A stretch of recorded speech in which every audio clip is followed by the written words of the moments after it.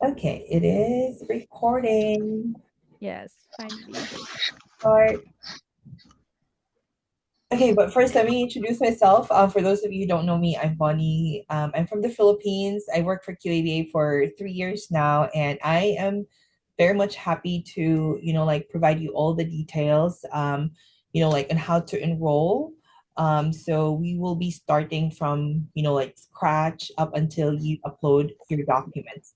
So if you have any questions, just let me know. And like I'm gonna be walking you through how to do it. So the first thing that you need to do is to go to open your browser and then go to qababoard.com. And this is the landing page of our website.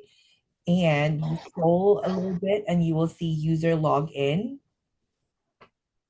So you click that, and this is where you create your account. So just click sign up. If you've like created your account before and like you forgot your password, just like click forgot your password and type the email address that you used, and a a reset password link will be sent to that email if it's registered. But if it's a new like enrollment, then just click sign up. And this is just pretty straightforward. Even like it is even harder to create your social media accounts, but this one is like really straightforward. So just type in your full name here, your email address, your password, and like it will ask you to confirm your password and sign up. Now after you sign up, like if you, I know most of you here or all of you here have created a social media account, and like if you create like a Facebook account, it will ask you to confirm your email, right? So that's also one way of, like knowing that you did use like a valid email address. So make it a habit, like after signing up, check your email for the, like that confirmation email, and then click the link included in that confirmation email, because it will not give you any instructions. Like after you sign up, I actually have used all my email addresses already as my dummy, so I couldn't show you that. But like after you fill this out and then click sign up, it will take you to a page where you complete your profile. But I'm going to show you that later. But like what I'm saying is that after creating your QABA account, do not complete your profile just yet. Go to your email address, look for that email that says confirm your email address, and then click that link available in that email. And then once you click the link, you will be directed to your QABA profile. That's actually, if like, do you have any questions on that? Does that make sense? No question? Yes, yes, it does make It sense. does. Okay, perfect. Yeah. Okay. So now, once you created your account, you confirmed your email address. This is what you're gonna be seeing in your profile.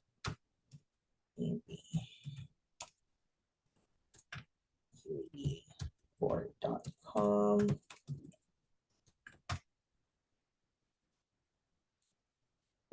So you will be landed here automatically. This is the very first thing that you will see after you create your account.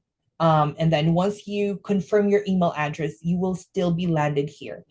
So this is the part where you need to complete before doing anything else. Okay. So like it already has your full name, like put in the title here. So like whatever title you have, like if you're a therapist, if you're, like work title. If like if it doesn't apply for now because you're still searching for a job, you can put NA. That's totally fine. Gender, date of birth, details, don't put any unless you wanted to put something about yourself, but we just leave this blank. And for the select coursework provider, you can choose, wait, you can choose not listed if you don't see your coursework provider here or you don't see the institution here. But if like if they're listed here, then you can choose them otherwise. And then your gender, date of birth. So the Bonnie learning chip is available on the list, right? Yeah, Because I believe yeah, so. The yeah. list So you is- guys have to choose learning chip. yeah. If you're under learning chip, then you can choose learning chips. And then this is also really important. Put in your full address here, and then also your phone number, and then your time zone. And then click update. So once you've updated your user profile, then you go to credentials. This is where you enroll for the ABAT. Okay, so Bonnie, please, I have a question. yeah. For the previous slides, where there's a title, can we put learning support assistant Okay. for the title? Oh, which one? Sorry. I mean, for the title, can we put learning support assistant? Yeah. Is that fine? Yeah. You can write anything, and if you Anything. don't have, if you want to leave it blank, you can blank. Just write n/a. Yeah, you can Okay. put n/a, yeah, if it's like not applicable. Like again, if you're still looking for a job, you wanted to get certified first, then the title, like is not applicable for now. So you can put NA. So that's totally fine. Okay, so I now have a question to tell you. oh, go ahead. Do you have another question? Okay. On select course provider, I looked through and I didn't see ABAT. So which one do we put here? Oh, which one? The Select coursework provider. Oh no, so you're not going to select ABAT here. You will be selecting the like the institution where you have completed your ABAT coursework. So like say for example, if it's learning chips, then you just need to find learning chips in here and then choose that. But if you don't see your institution, like say for example, if like just an example, like if you completed your coursework through Optimus Education. So you try to find that one here. And if you don't see Optimus Education, and this actually doesn't really affect your enrollment unless the coursework provider pays for like your coursework, or if the coursework provider like they ask you to do it, like say for example Fariha would say that, hey, I wanted to monitor all of your enrollments, please select learning chips when you enroll. So you really need to follow that. So you just need to find the name of the coursework provider here, and then again if it's not listed, then just Yeah. like No, it's it's not listed. And if you think, like say for example if you are if the coursework provider would say, okay, please choose this, and you don't see it, just let the coursework provider know so they can reach out to us and we can add them here to the list. But again, this will not affect your enrollment unless it's being stated by the coursework provider, if that makes sense. Okay, thank you so much. Okay, perfect. All right, so any other questions before we move forward? No? Okay, perfect. So let's go back to credentials. And this is where you enroll. And since you're applying for ABAT, you click learn more and enroll. And since I already enrolled for ABAT, this is what you will be seeing once you're enrolled, and it will ask you to complete this enrollment information. So this is a new like enrollment form that you would need to complete.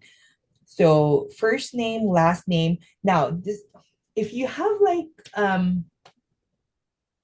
let's say you have 4 names, like you have 2 first name and then 2 last name, like, and then like say for example my complete name is Milbon and then that one.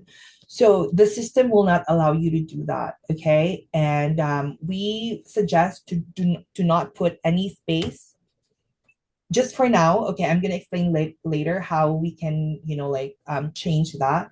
So, because if we're going to do it that way, the system will not allow you to do it. Profile submission failed, first name is invalid. So they can only accept one first name and one last name. So let's say I'm just putting Agnol for now. Make sure that there's no space. And then my last name. And then click submit. And I know this would be like another work that you do, we would ask you to send us an email and, ask us to, once you pass the exam, you can always request, or you can even ask Fariha to send us, a message or an email to have your complete name added, on your certificate. So, but for now, because once you pass the exam, what the certificate, what you will show in your certificate is just the name that you added, Agnel Camilotes. And then of course, if I did pass the exam, I want my full name to be added as well. So I'm gonna reach out to Fariha, or I'm gonna reach out directly to the QABA and ask, hey, I did pass the exam. I would like to request for my full name to be added to the certificate, and that's totally fine. We can edit that right there and then. It's immediately we can do that for you. But just for the enrollment purposes, just add one name and your last name, okay? And then your date of birth, highest level of education, ethnicity, your gender, job title. And this is actually the same as what you did put under your user. And then the organization where work, or if it's NA, just put NA. And then your home address, and then click submit. So once submitted, the eligibility area will be unlocked. And we would suggest to read the eligibility and then click I agree. And this is, you will be seeing it. This one is approved. And then the developing country verification. So I believe that if, Pakistan, students from Pakistan are eligible for discounts. So this is where you upload your documents. So your utility bill and current government issued photo ID. So we get a lot of confusion about issued photo ID. Like some students would just, send us or upload their headshot or just a photo of them, but we do not accept that.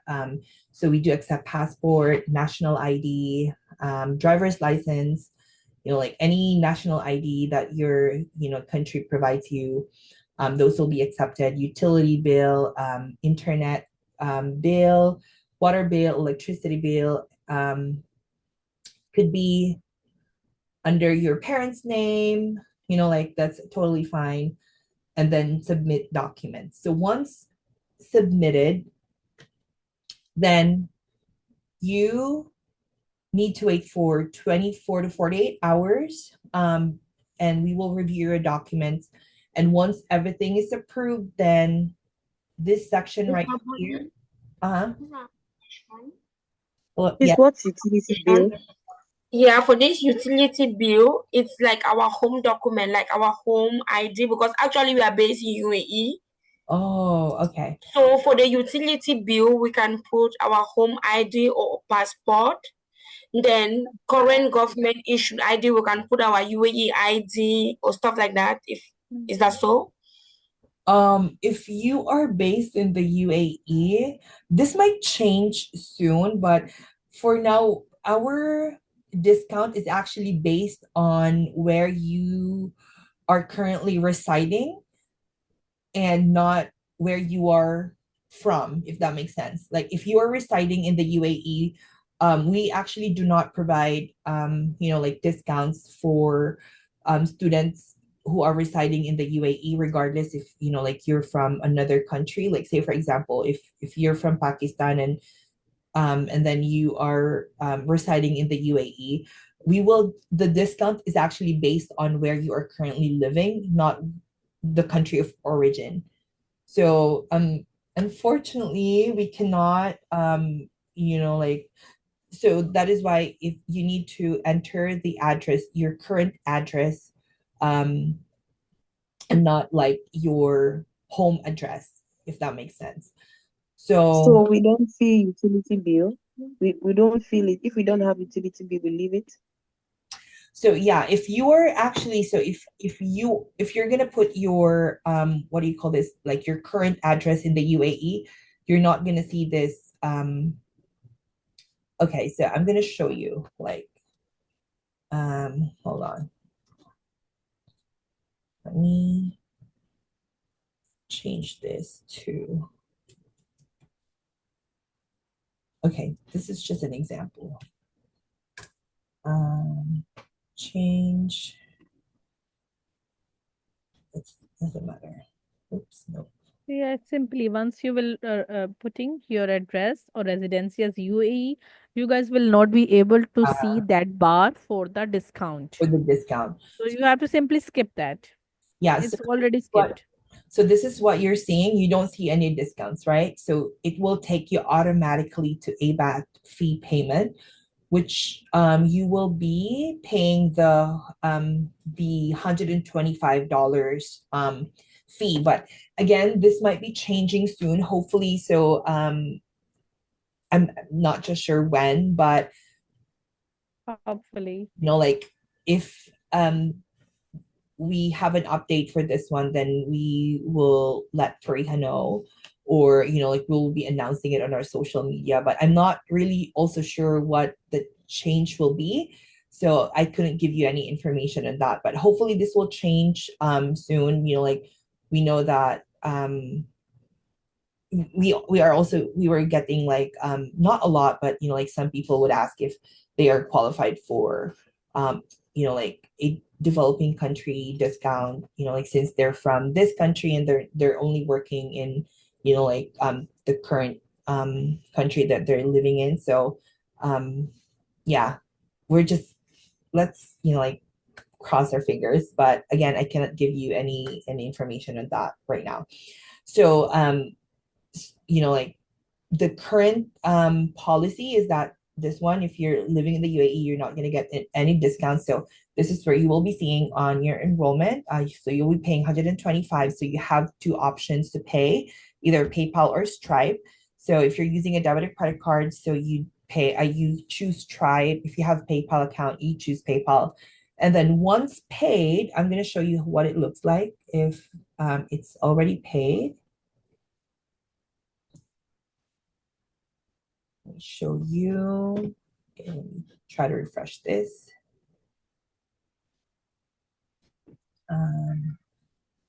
Oops. Okay, so this is what it looks like. It's already paid.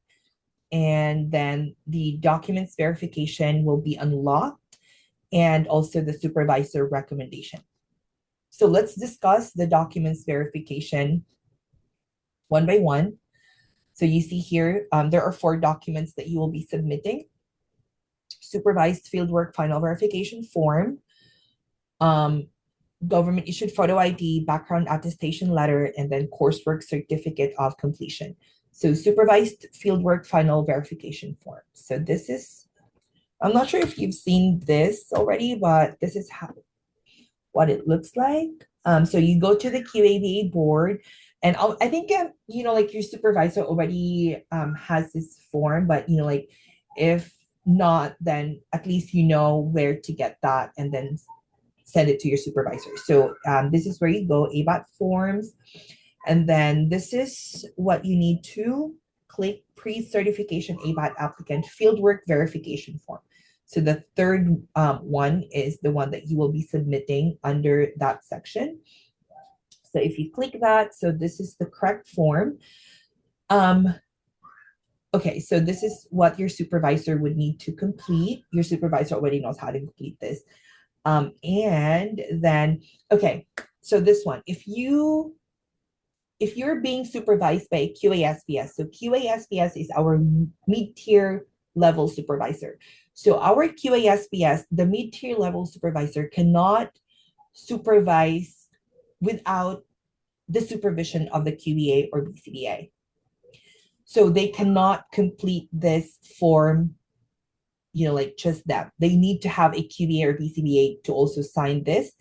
And the QBA or BCBA supervisor must, like must overseeing the work of the QASPS, if that makes sense. So, like if you're being supervised by a class, your class must have a BCBA or QBA supervisor.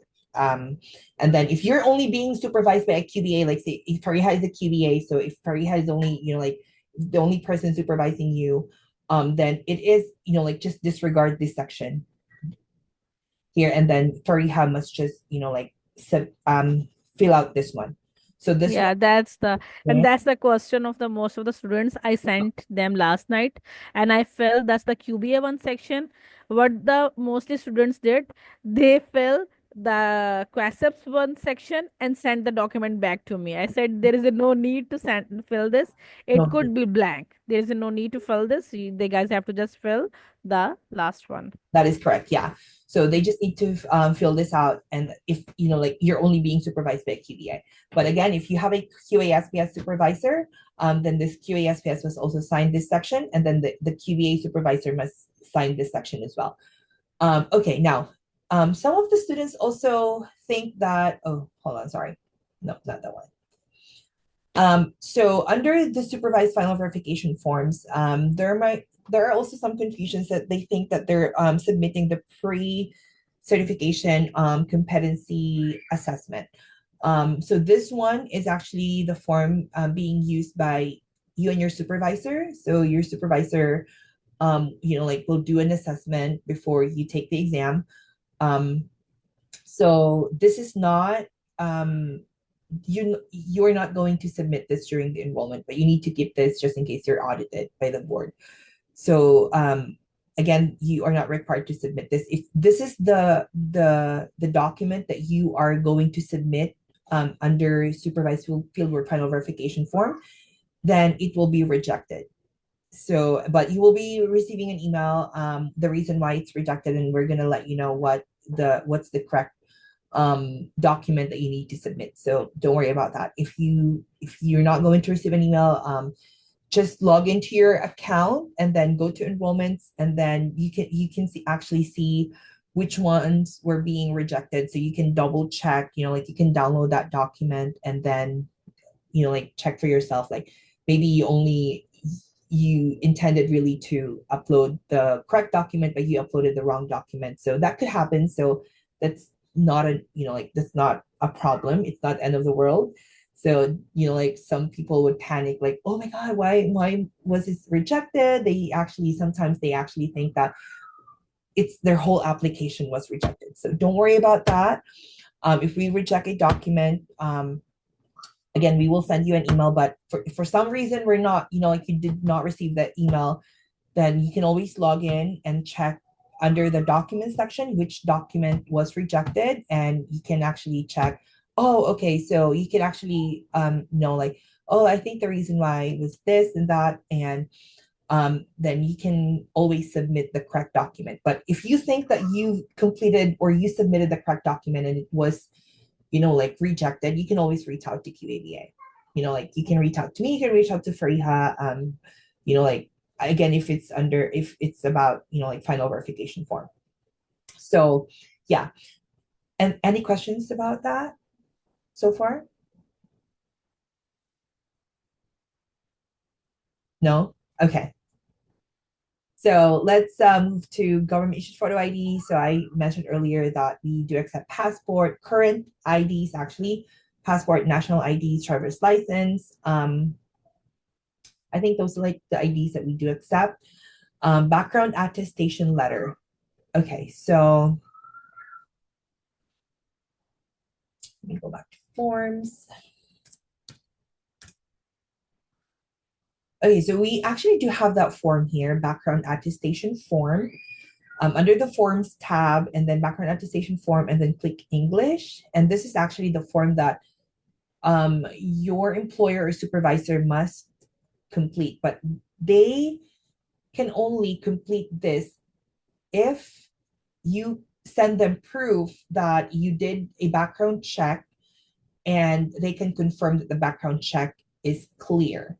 So like say for example, I did a background check using a third party company, and I show it to my employer or actually I don't think you can do it for yourself. I think the company must do it for you. Like I'm not sure how it's done in the UAE. I think you need to go to the police something to get that clearance, right? And actually you do not need this if you have that police report or clearance, but it needs to be current. So we cannot accept like from previous or last year's background check or background attestation form. So it needs to be current. And if you have that police report or clearance, then you can use that and submit it directly to, like your enrollment application. If not, if you are currently employed and your employer has already completed or has done that part for you, then all you need to do is to ask them to complete this form and they can sign it, and then you can upload this form directly to your enrollment application. So any questions? Okay. So You are explaining very well, Born. So everybody, I oh, think so mostly they don't have questions because you are already providing answers. thank you. Thank you, Fariha. You're so sweet. But Yeah. okay, go ahead. Sorry. Yeah, everyone please mute your mics if you don't have questions, please. It makes so interruptions. So mute your mics. Okay. Perfect. And last but not least is your coursework certificate of completion.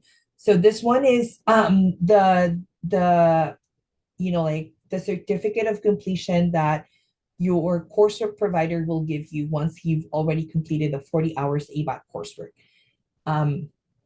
So that will be that will be sent to you, or it will be given to you once you've completed your coursework.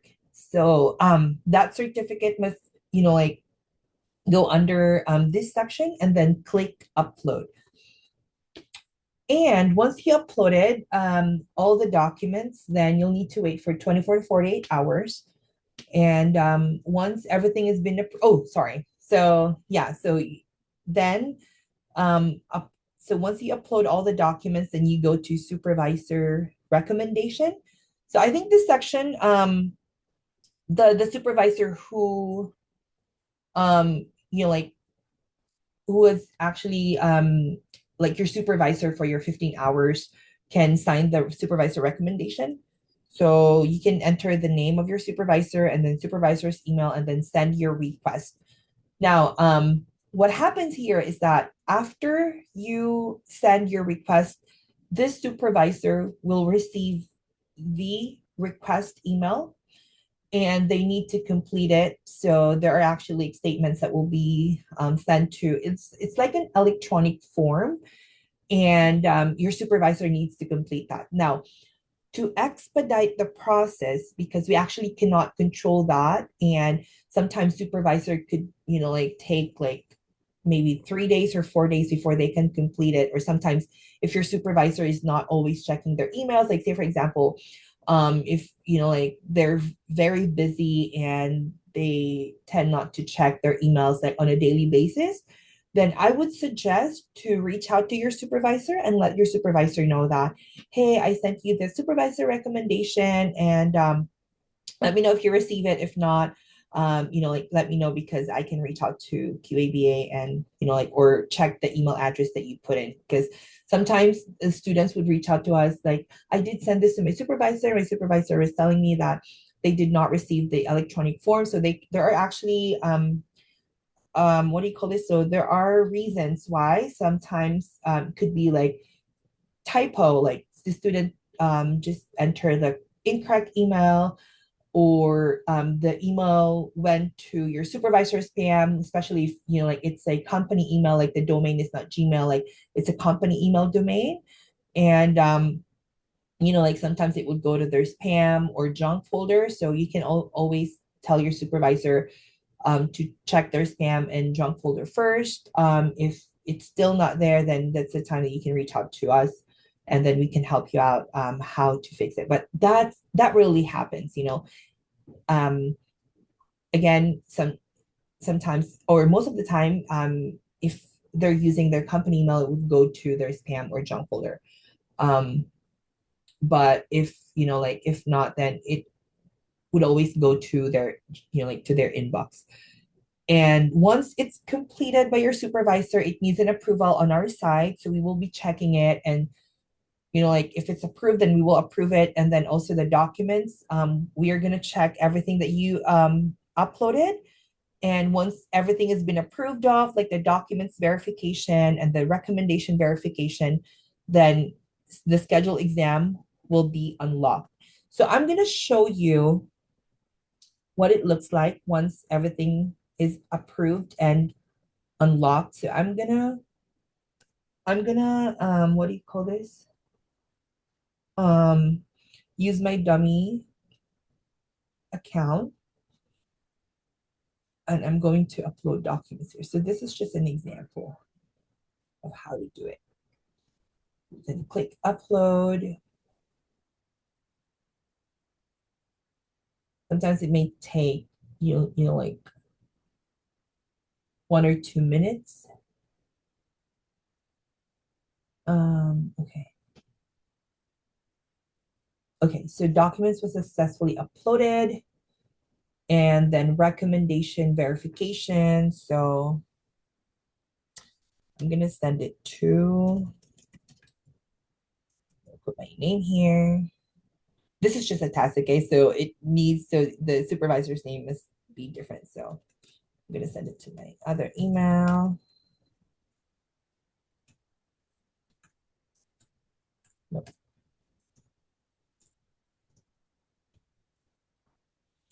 Send your request, and then let me approve it on my end. Okay. Approve.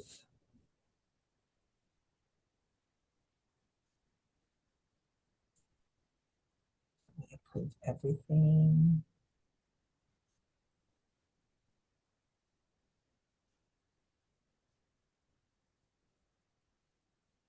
Okay, let me go back here and then refresh.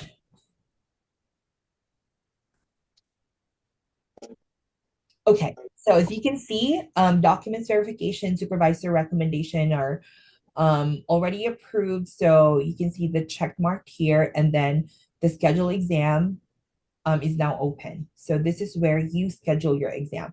Now this one is, I wouldn't say it's tricky, but I need you to make sure that you are choosing the correct time zone. Now to do that, you can always actually check, like your city. You can always go, like always ask Google. I mean, like you can, if you're in UAE, I think, is that Abu Dhabi, or I don't know, if you're in UAE, is your, Yeah, it's Abu Dhabi. Yeah. So you can choose Abu Dhabi and then select the scheduled date. So we do not allow same day scheduling. So if you're gonna choose today, the system will not allow you to schedule it. As you can see, it's not here, but if you're gonna submit that, the system is not gonna allow you. So you can choose tomorrow or for this week, or if you think that you need more preparation for your exam, you can choose for July, and then click OK, and then select hours. So these are the available hours for July 1st that you can take your exam. So now this time is now based on your time zone that you've chosen here. Now, if for any reason, like say for example, you did not, like you weren't able to choose the correct time zone for whatever reason, and like say for example, you chose Alaska as your time zone, and then like for July, so let's say July 2nd, and then you selected the hours, 9 p.m. and you actually thought that, like your exam is today, Abu Dhabi time at 9 p.m., but that's not the case here. You did select the incorrect time zone. So I think it, it could be like you will be marked as a no-show for your exam. And if that is the case, unfortunately, you will be paying the retake fee for you to be able to reschedule your exam. So that's the reason why you always need to make sure that you are selecting the correct time zone. So if you've selected the correct time zone, then this is, like the hours here are actually already based on your time zone. So say, for example, Abu Dhabi time, and you wanted to take the exam at 1:30 p.m.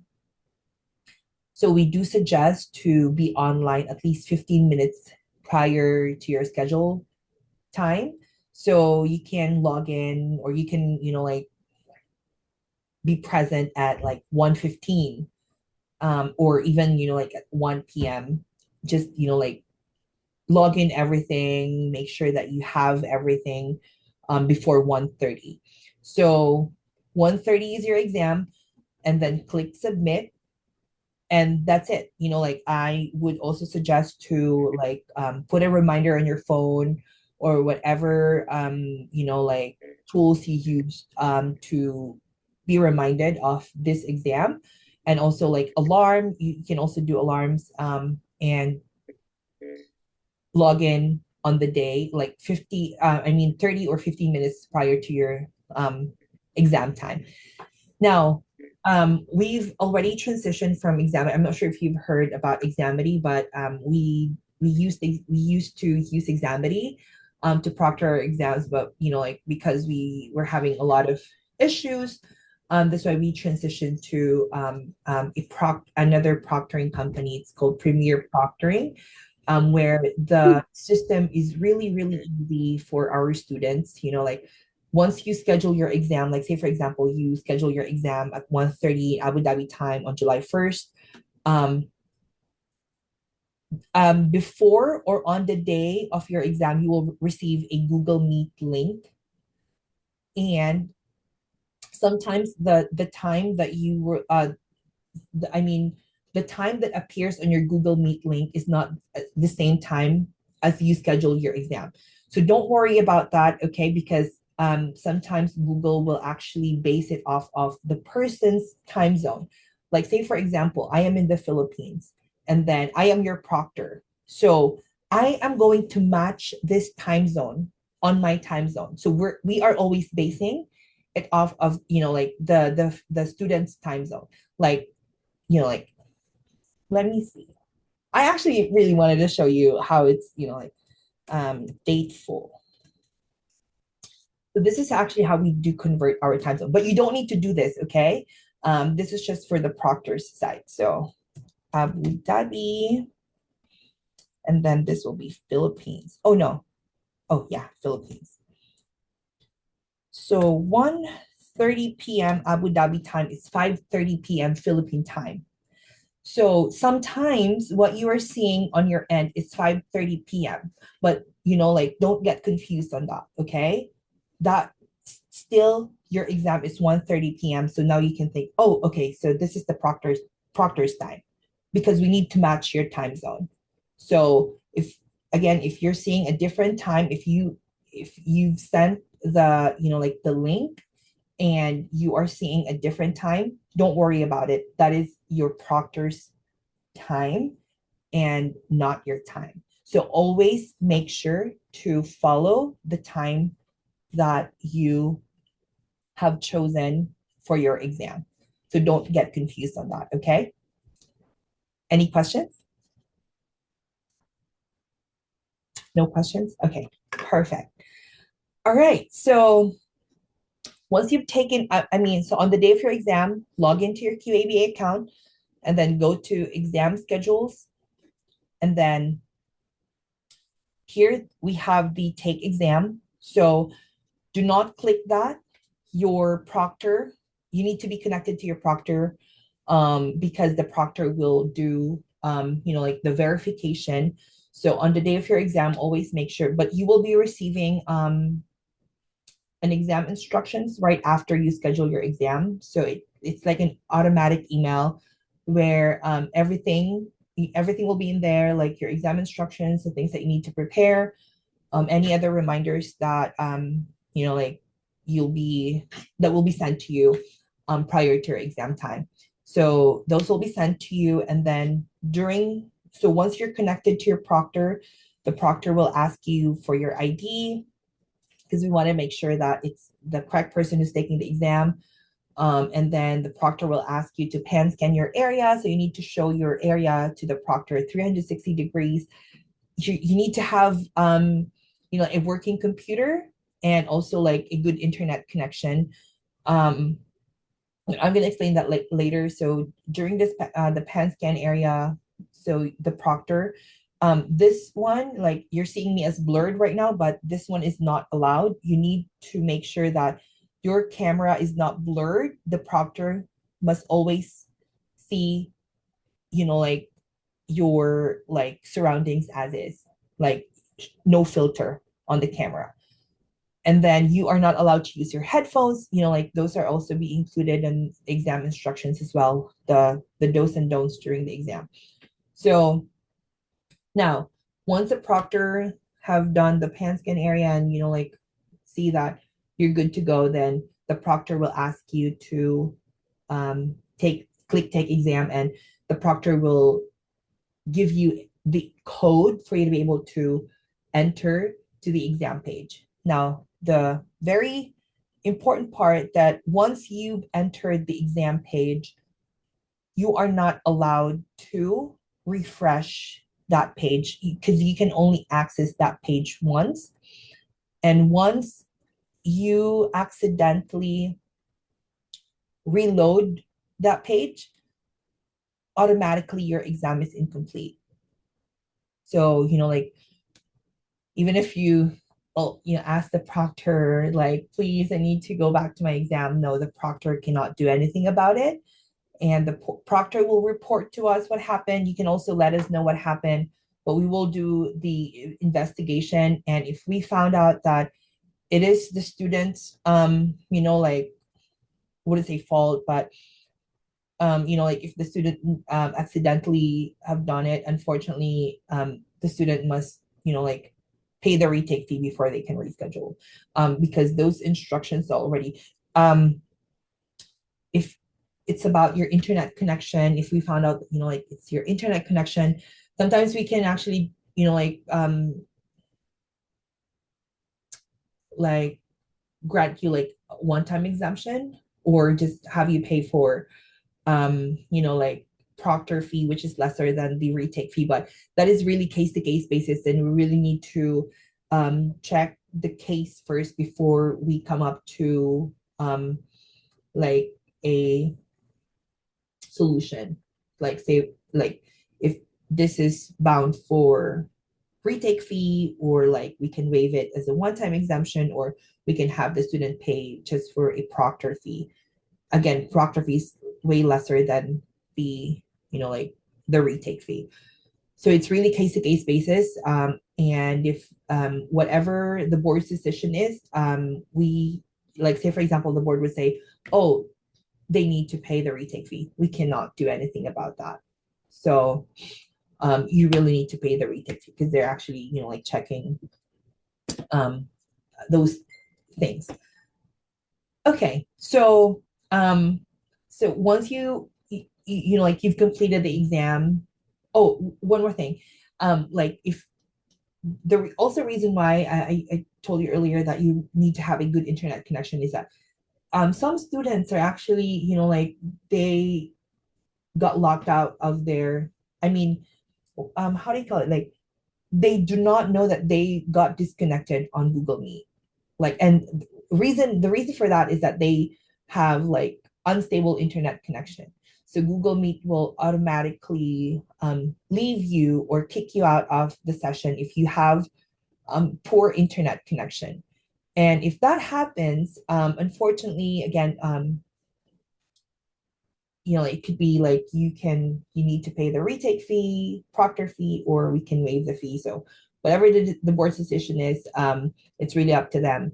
So that's why you need to have a good internet connection. So if you've already completed your exam and you passed the exam, we ask for 3 to 7 business days to wait until we mark your account as passed. And then once we mark your account as passed, then you will be seeing this one. The survey will be unlocked. So it's just like a very short survey. I couldn't, show it to you right now because I cannot mark myself as passed. So it's just like a short survey. And then once you've completed a short Yes, I survey, think just simply 5 to 7 questions. They will uh, ask about your reviews, about your things, yeah, about your exam. Yeah, yeah, yeah, simple review. You will do that. And yes, I will be requesting just give the full stars, 3 stars, 4 stars, yeah. It's like everything. you're giving, This will be yeah, it's like giving a survey, like how your overall experience with, like yes. from your application up until finishing your exam. And then once you completed the short survey, then the certificate section will be unlocked Ah, and you will the be, final yeah, document, the final that's the piece of final paper comment. to put on your walls. Yes, that is correct. So you can, for now, we do not send certificates right to your doorsteps, unfortunately, but that might change in the future. Like, but there could be like included fees on that one. Like, if you want to, like, if we have that feature back, and you wanted to get your certificates delivered right to your doorsteps, then um, I think there will be like an included fees on that. But again, we did stop that feature for now. So you can always download the certificate to your computer, print it out, and then show it to your employer. Or if you're applying for a job, like let them know that you are already certified. Now, say for example, like if your employer, like if the company that you're applying, or if the company would really wanted to check if you have really completed the exam and you pass the exam, then they can always check you on the public registry. So this is where your employers will actually check like public information that you are really indeed certified. So they can use whatever information they have. Like you can also send them your certificate number, like for example for this one, and just put it in here and then filter, and they will be able to see your Yeah. information. And also, this can help you guys when you are approaching someone to supervise you. You must ask their credential number. Yeah. Okay, and once they are providing you, you guys can come here, can check on the public registry. If the name is showing, then that's the thing. Then you can pay them, and then you can start your supervision journey with them. Yeah. Because mostly happen if the person they didn't did their renewals, or they maybe they are inactive or got expire, and they are still claiming. So this is like safe side for you to just recheck with the QABA board website. Are they having their credentials active and on the registry? Then there is a green signal for you to have your supervisions with them. Yeah, so that is really that is correct. And you always want to check the credential of your supervisor. So um, the easiest way for me to do it is maybe ask for their certificate number, or like their first and last name, and then click filter, and then you'll be able to see. If you're not seeing them on their first and last name, you can always check, or you can always ask for their certificate number, and like that's the easiest way for me to check for a credential. And then click filter, and then if you confirm that their credential is current, then go for it. If not, then I'd say no, don't do it with them. Or you can even remind them that, hey, I checked the registry and it shows that your credential has expired, or it's expiring. If it's expiring, you can always ask if, like when are they planning to renew, or if they're on process renewing it. Because again, if you did your supervision hours with a supervisor with, like expired credential, then we cannot honor those hours, unfortunately. So it needs to have a, like their certificate or their credential must be current and valid. All right, any questions? Thank you very, very much. Thanks a lot. And I will be requesting you guys, please. You can stop recording now. So we'll be start, I think so.